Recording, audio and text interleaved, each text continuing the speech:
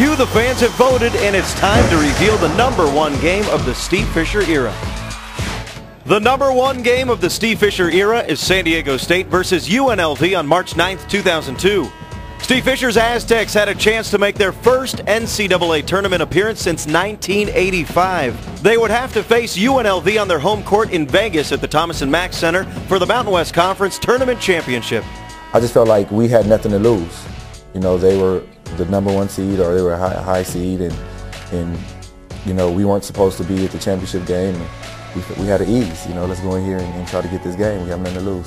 We were so ready, so prepared, and it showed by the way we jumped on them and jumped on them early. Tony Bland led the Aztecs that night to a 15-point lead early in the second half, but the Rebels took advantage of 5 straight San Diego State turnovers, cutting the lead to just 6.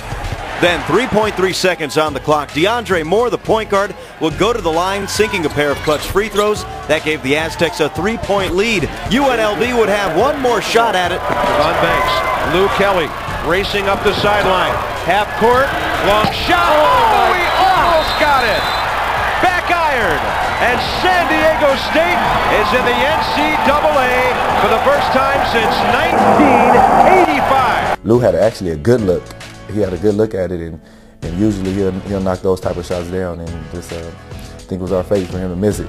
When we threw the ball to the 5th row, up 2, I believe, late in the last possession of the game, then you're saying, what are we doing? And I had the proverbial sigh of relief when the 3/4 court shot that Vegas took did not go in. Coach State showed it all. You know, I think that it was our whole season in a nutshell. Basically, we fought, and we were up and we were down, and you know, we were good enough, but did we play our potential the whole time? I don't know. And when that shot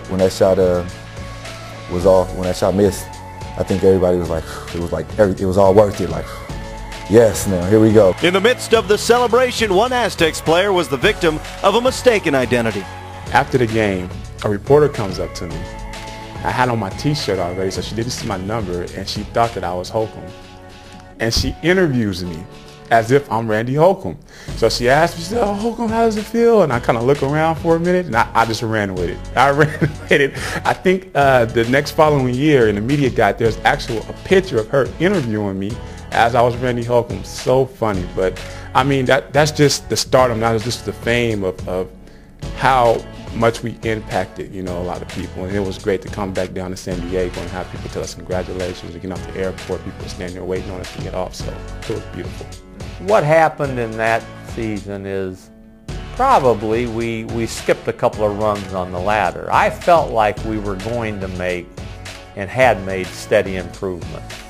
This was our 3rd year. To win when you've not won before.